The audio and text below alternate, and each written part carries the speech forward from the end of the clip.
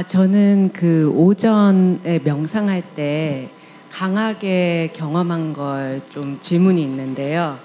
우선 이제 알아차리잖아요, 고통이 있다는 걸. 그리고 그 다음에 괜찮아. 이거는 살고 있는 그 부분의 하나니까. 그렇게 제 자신한테 얘기했을 때 굉장히 강하게 싫어. 난 이 고통 싫어. 다른 사람은 다 고통을 느껴도 난 이 고통 싫어. 난 고통 없이 살 거야. 거기에서 좀 약간 스톱이 돼서 그 세 번째로 넘어가기가 힘들었어요. 그럼 어떻게 하나요?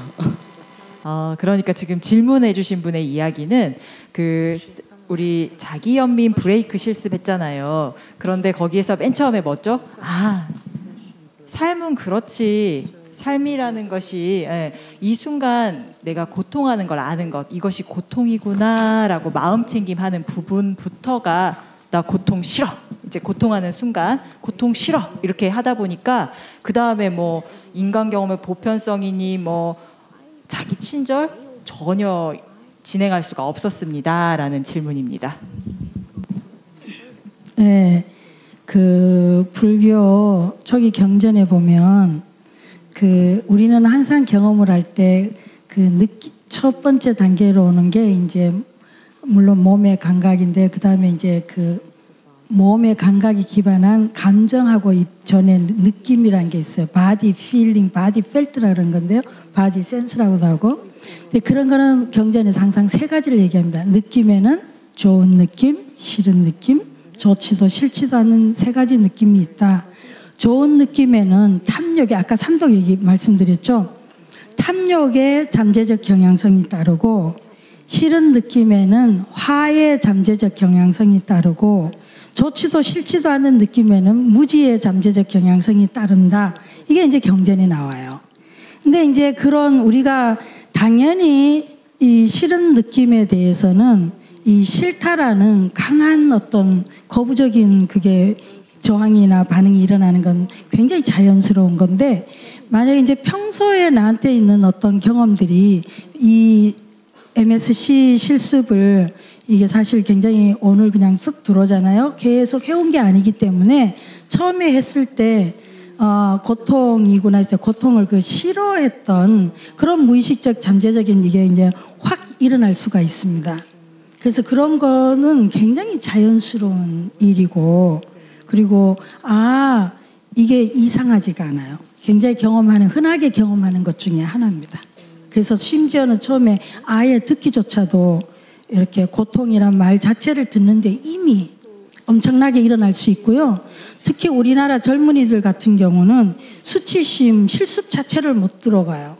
젊은데 수치심이란 단어만 듣는 것만으로도 엄청나게 내 안에서 작업이 일어나기 때문에 저희가 이렇게 참가자들 봐서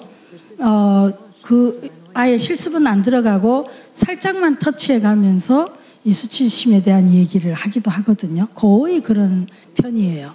그래서 뭐 자연스럽다고 볼 수 있고 내가 고통에 대해서 강한 저항감, 싫음이 있었구나. 그러는구나. 이렇게 하나의 체험으로 이해하시면 좋을 것 같습니다. 네, 감사합니다. 네, 감사합니다. 우리 순서적으로 우리 빨간 티 입으신 분, 네, 제가 잘 기억해요. 여기. 네.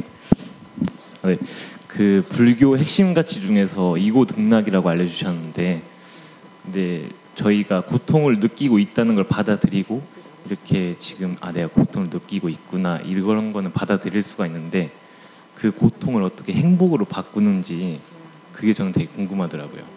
그거에 좀 답변을 해주셨으면 감사하겠습니다. 굉장히 좋은 질문인데요. 다들 왜 제가 경험으로 한정을 시키냐면요. 지금 여러분들이 경험하신 것만 해도 오늘 이 시간 안에 질문이 다 끝나지 않거든요.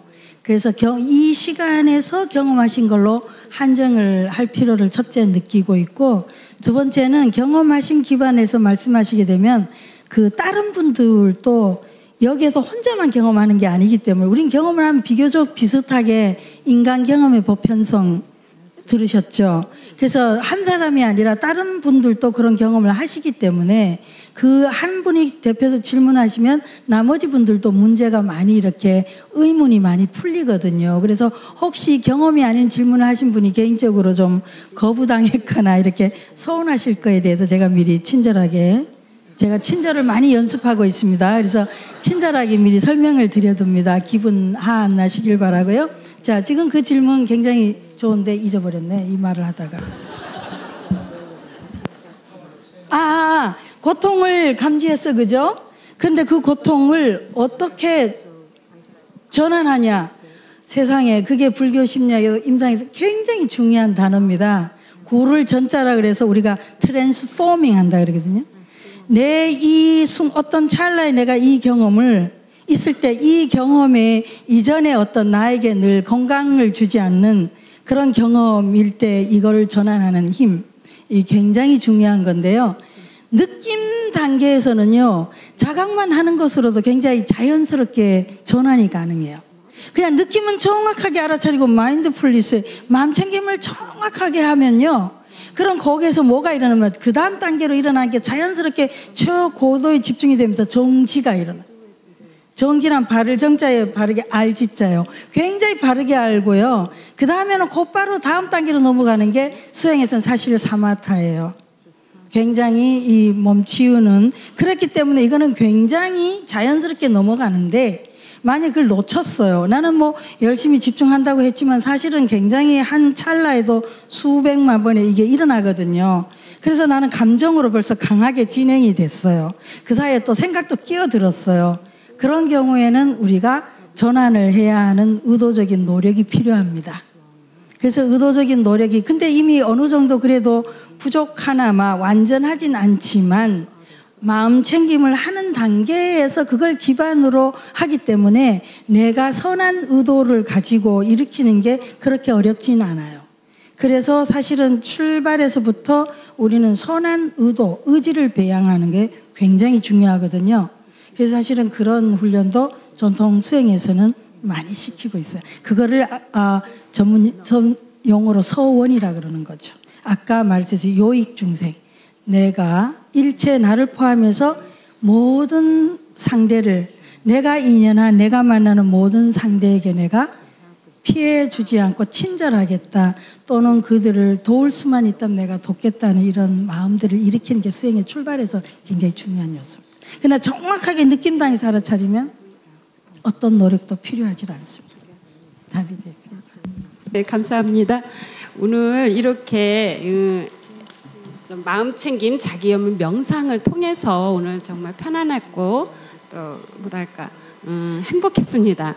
그래서 너무 감사드리면서 제가 이제 궁금했던 것은 일부 때 자기 연민과 자존심에 대한 이야기를 했어요. 근데 이제 우리 같은 경우는 모르겠어요. 저 같은 경우는 자존감, 그리고 저희 같은 경우는 어렸을 때 영유아기 때 아이들에게 자존감을 키워주는 교육을 해요. 그래야지 자존감을 갖는 아이들이 다른 사람한테도 수용해주고 배려해주고 또 공감해주며 이해를 할 수 있다고 생각하면서 이제 교육을 하는데, 지금 아까 잠깐 보니까 자기 연민과 자존감에 대한 비교를 하시면서 자존감 얘기하실 때 이 자동차를 타고 가다가 조금 더 큰 차를 타고 가면 약간 위축된다 이런 얘기를 하셨는데, 그거는 열등 의식이 아닌가. Yeah. So there isn't a problem with self-esteem per se. It's how we get our self-esteem that's the problem. 그러니까 그 자존감 자체가 문제가 있다라기보다는요, 우리가 그럼 자존감을 어떤 방식으로 높이는가, 그 방식에 문제가 있는 것 같습니다. So when we compare ourselves to others, which is largely the way that we get our self-esteem, we feel less than. And as that quote up there said earlier, comparison is the thief of joy.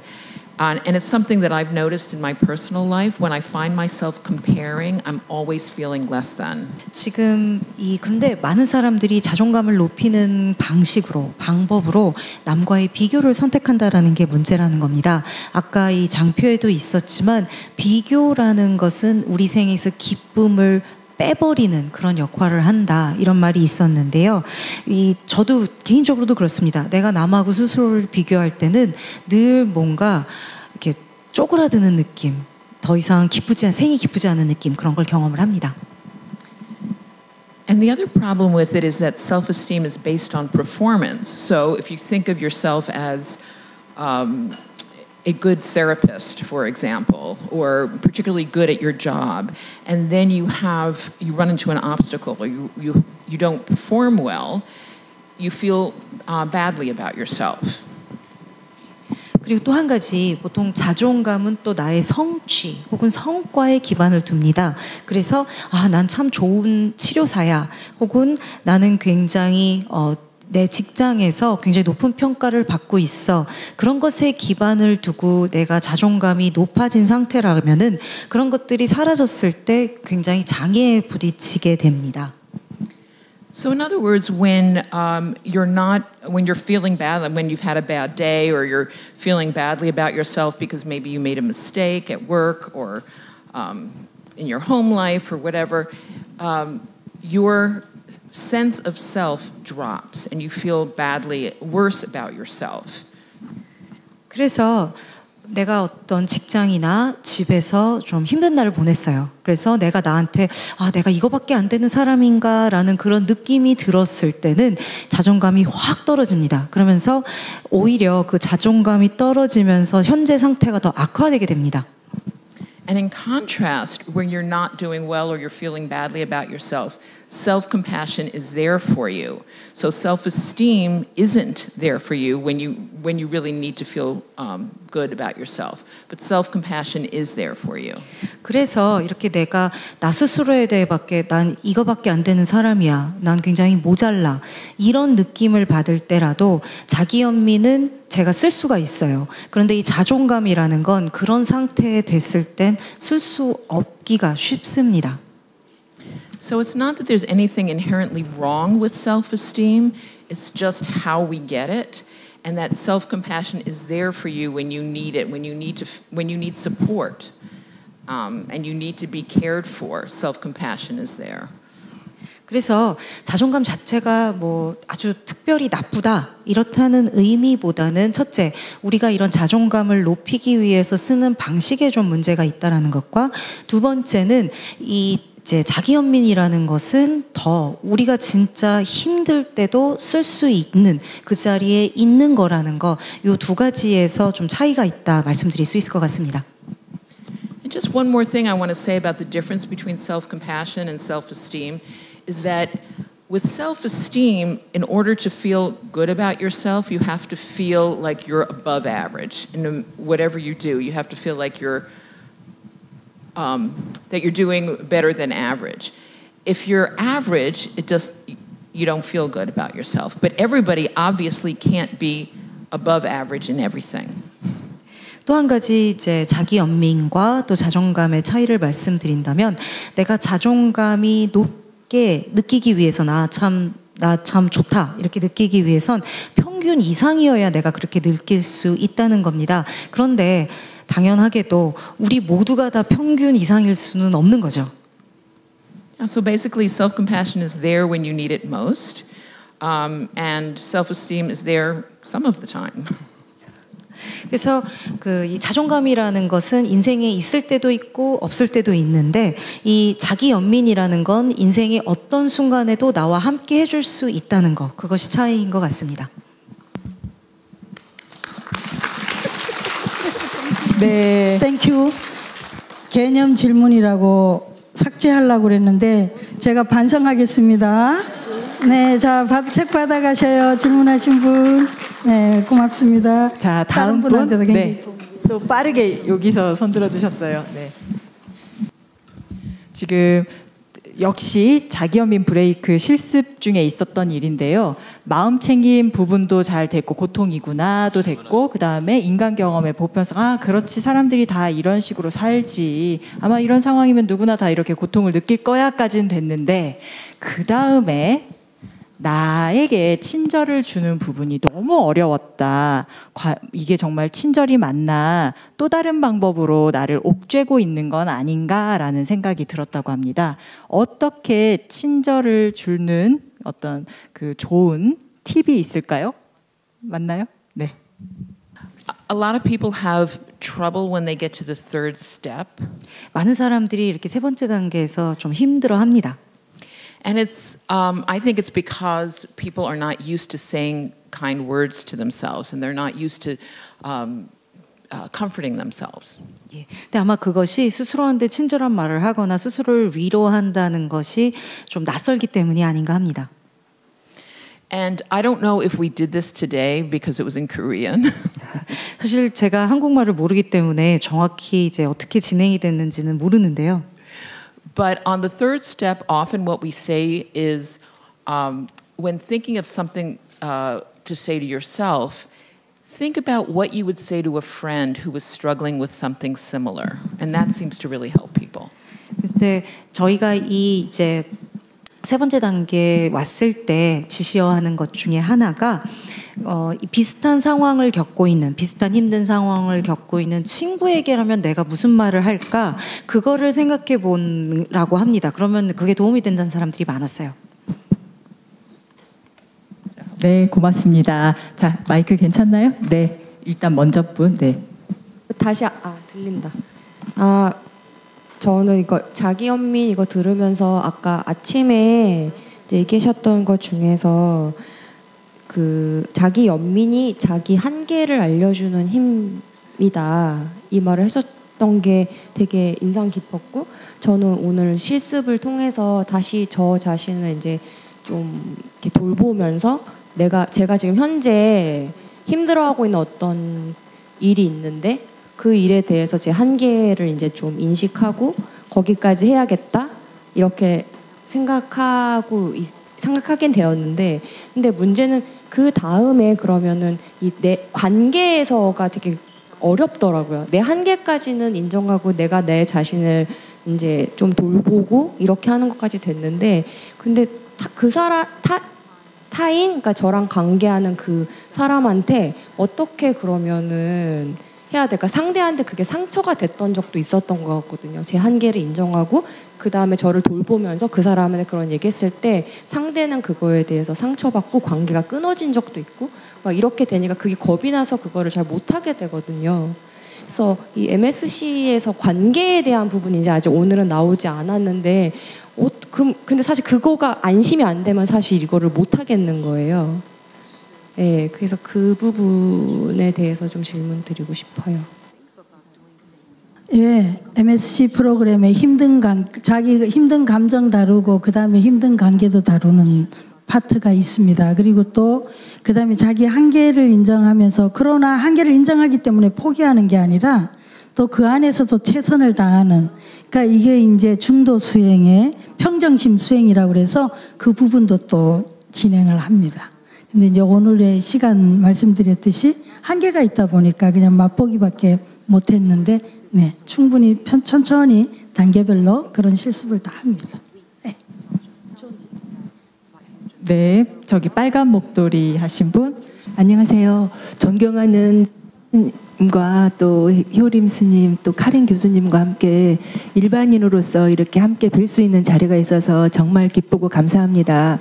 오늘 사실 평생 처음으로 오늘 김장날인데 시댁에서 안 가고 여기 왔습니다. 네, 그래서 그리고 이 여러 가지 자기 연민 이런 말씀해 주시고 또 신체적으로 여러 가지 표현하는 거, 위로의 손길을 해주는 거 정말 감명 있게 잘 받았고요. 나 스스로도 누군가의 사랑을 갈구하지 않고 먼저 나 자신을 이렇게 보듬어주고 이런 거를 할 수 있겠고 또 자타일이 마음으로 더 잘 할 수 있겠다 이런 마음이 듭니다. 그리고 한 가지 조금 궁금한 게 서광 스님께서 아까 그 폭풍우와 그 호수 그 말씀하시면서 그 명상으로는 되는데 그 아래 잔잔한 거는 또 다른 어떤 게 있다고 말씀하셨는데 이제 한국인의 그 뭐라 그러지 뭐 현모양처로 살다 보니 이 화나 이런 게 많이 쌓여 있어서 그런 것들을 좀 더 수행할 수 있는 거 아까 그 말씀하신 거 짧게라도 좀 말씀해 주실 수 있는지 부탁드려 봅니다. 감사합니다. 네, 감사합니다. 근데 짧게 도저히 드릴 그 자신이 없어서 이거를 나중에 개인적으로 효린스님한테 연락해갖고 설명을 좀 들으셔요. 효림스님이 저보다 훨씬 더 잘 설명할 수 있습니다. 친절하게. 괜찮겠어요? 네, 감사합니다. 그래도 책 들으셔요? 오늘 정말 편안하고 행복한 시간이어서 감사드리고요. 그런데 제가 궁금한 것은 이렇게 마음 상태가 행복할 때의 연민을 어떻게 수련해야 되는지, 사실 뭔가 고통이 있어야지 더 이 수련이 저한테 막 와닿을 것 같은데 요즘 마음 상태가 굉장히 행복하고 편안하고 별다른 스트레스가 없다 보니까 그러면은 이런 마음 상태에서는 이 자기연민 수련을 어떻게 해야 될까 좀 궁금증이 들었거든요. 너무 걱정 안 하셔도 돼요. 인생은 언제나 절대 무상합니다. 그래서 지금 행복할 때 충분히 즐기시고요. 다만 알고 계시면 되겠습니다. 가을이 좋아서 충분히 즐기지만 겨울이 온다는 걸 알고 있으면 겨울에 너무 힘들지 않아요. 그러니까 그냥 편안하게 지금 즐기셔요. 그러나 화날 때 기억하시고요. 자기연민 구속 요소 3가지 중에 첫 번째가 마음 챙김이잖아요. 근데 청소년을 실습하실 때 분명히 마음 챙김 자체를 거부하는 학생이 있을 거거든요. 그때 어떻게 접근하셨는지가 궁금하고요. 두 번째는 카렌 교수님이 의과대학에서 보니까 정신의학부 교수님이시잖아요. 근데 마음 챙김 자체를 할 수 없는 그 번아웃 상태 있잖아요. 아예 뭐 이렇게 너무 놀래가지고 생각 자체를 못하는 이런 환자나 아니면 교통사고가 딱 났을 때 너무 놀래서 기억을 잃은 이런 환자한테 마음 챙김을 어떻게 접근하셨는지. So I think the first part of the question was about teens being resistant to mindfulness. 예, 그래서 첫 번째 질문이 이제 청소년들 중에서 마음 챙김 자체에 대해서 저항하는 이제 학생들에 대한 거였다고 제가 지금 이해를 했는데요. So I have found not that the teens are resistant to mindfulness, but they can be sometimes resistant to coming into our program because usually it's the suggestion of their parents or of their therapist. 저는 그 학생들이 청소년들이 마음 챙김 자체에 대해서 저항감을 가졌다기보다는 이 프로그램 자체에 대한 프로그램에 대한 저항감이 아닌가 합니다. 왜냐하면 이 프로그램에 오게 되는 게 청소년들은 대부분 부모가 보내서 혹은 이제 치료사가 보내서 그래서 온 경우가 많거든요. And so when they come in, usually the first day they're a little uncomfortable, they're a little awkward, they're resistant. We never force them to participate in any of the activities or any of the meditations if they don't want to. We encourage them, we invite them to, but we don't force them. 그래서 첫날에 오면은 좀 불편해하고 어색해하고 저항적인 모습을 보일 때가 있습니다. 그래서 저희가 특히 첫날에는 절대 저희가 하는 활동이나 명상에 참여하게 강요하지 않아요. 물론 끊임없이 격려해주고 초대하고는 하지만 절대 강요는 하지 않습니다. And so generally after the first class, they feel fine. And in fact, many students have told me at the end, they've confessed to me. They said, you know, I really didn't want to come to this class. My parent was encouraging me to come, but I really loved it. 그리고 보통은 그렇게 해서 첫 수업이 지나고 나면, 첫날이 지나고 나면 보통은 이제 다 잘 참여하기 시작을 합니다. 그리고 나서 이제 마지막 수업이 되면 자발적으로 와서 또 고백을 해요. 그래서 부모님이 가라 그래서 온 거고 오기 싫었었는데 지금 너무 좋았어요. 이렇게 얘기들을 합니다. And in fact, yesterday when I was mentoring some of the teachers who are teaching this program, one of them shared with me that the parent of one of her students contacted her. She had just finished teaching the class, and the parent contacted her and told her that her child, her teen, apologized to her for giving her a hard time about coming to the class initially, and that she wished the class could go all year round. 지금 막 어제 제가 이제 멘토링을 하고 있는 이 선생님한테 들은 얘기인데요. 이제 막 8회기를 이제 끝내고 저하고 얘기를 한 건데요.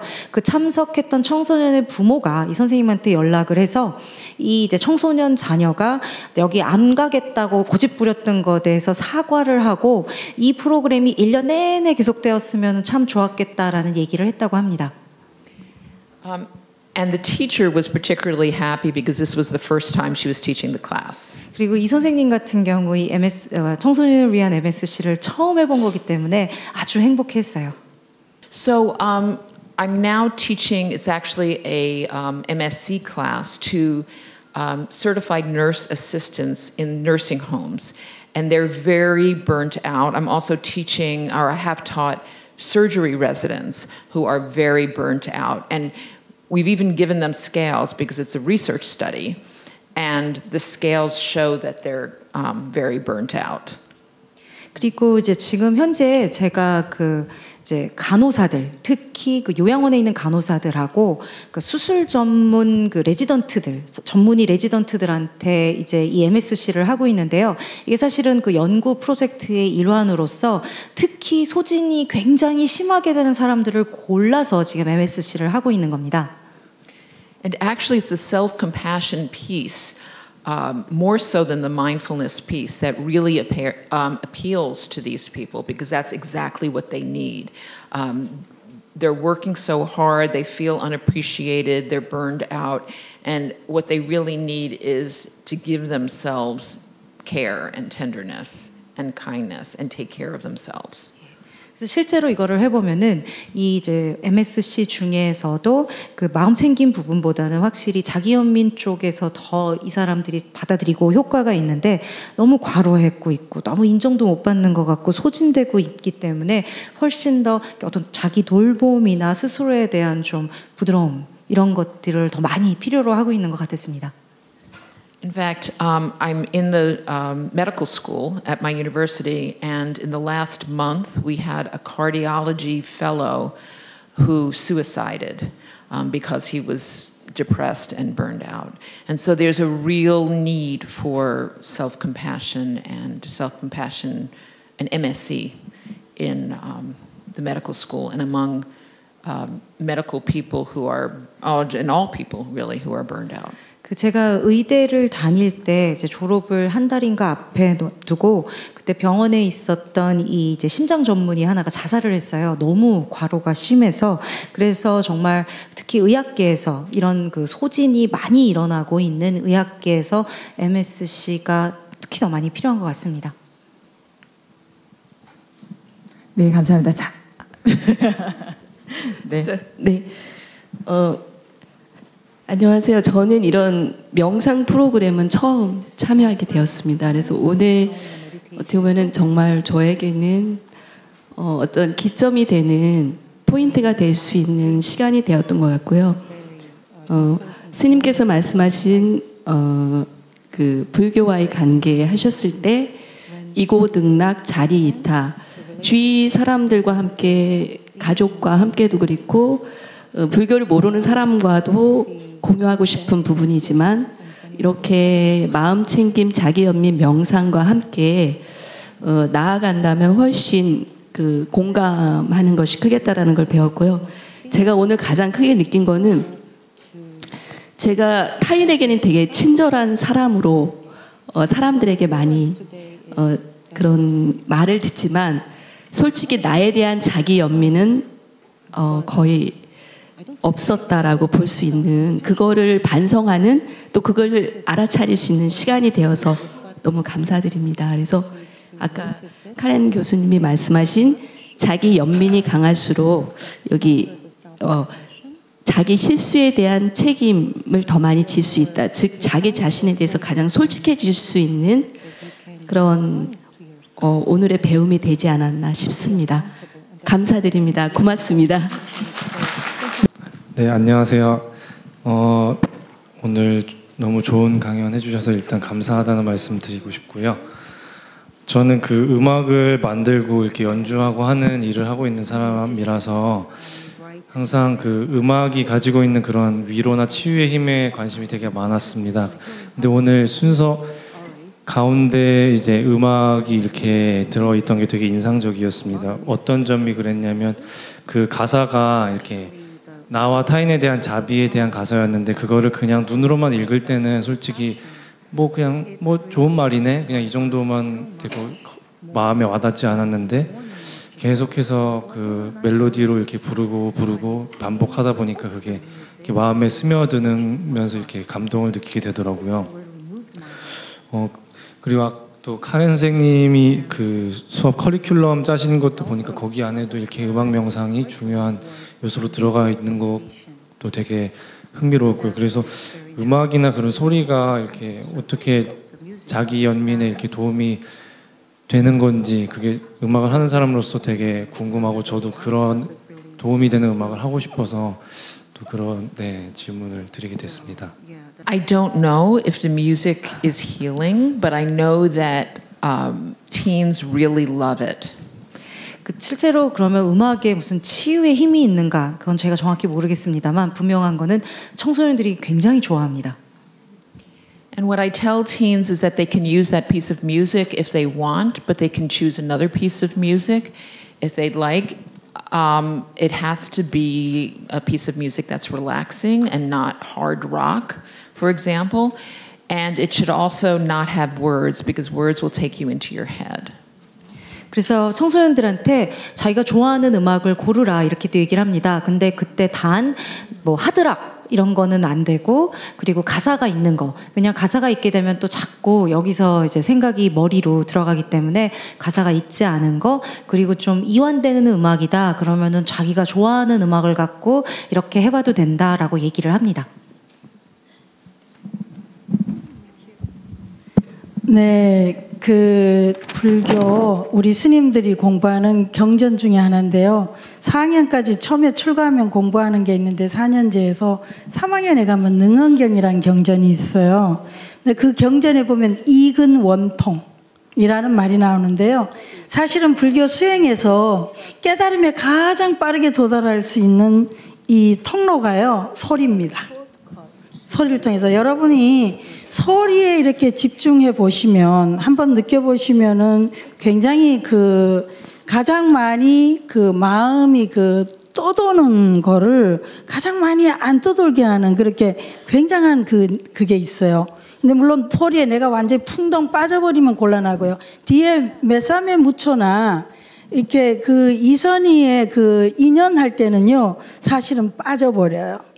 대중가요의 느낌은 굉장히 우리가 거기에 빠지는데요. 빠진다는 느낌을 뭘로 이해하시면 되면 마음 챙김이 잘 안 된다. 그 소리와 내가 하나가 되면서 내가 그 기분이 굉장히 로맨틱해진다든지 아니면 락 뮤직 같은 내가 이렇게 된다든지 이렇게 동일시가 일어나는데요. 만약에 우리가 소리 명상에서 특별히 단어가 없고 그거는 우리가 개념으로 안 갖고 가거든요. 그래서 굉장히 순수 본래의 소리이면서 이런 그 또 우리의 어떤 특정하게 우리 소리 범위를 막 의도적으로 자극하지 않는 어텐션 주의를 막 끌게 하거나 우리의 의지를 넘어선 걸 하지 않고 특정 범위에 그런 걸 하게 되면은 굉장히 빠르게 마음 챙김이 가능해집니다. 그래서 이쪽 부분에 대해서도 아마 그 연구를 조금 더 과학적이면서 이게 객관적으로 연구하신다면은 엄청나게 그 훌륭한 그런 그 학생들을 위한 거든 성인을 위한 많은 치료에 어떤 의미를 줄 수 있는 그런 연구가 가능합니다. 우리 카렌 교수님 한 번만 박수 쳐주세요. 네. 또 우리 효림 스님이 엄청 떨면서 떠는 줄 몰랐죠.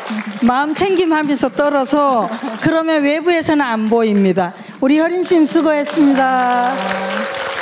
또 우리 통역사 홍희연 선생 수고했고 마지막으로 네 저도 수고했고요. 그 다음에 가장 많이 수고하고 가장 많이 칭찬해야 되는 건 여러분 우리 자신이요. 여러분 자신을 위해서 박수 부탁합니다.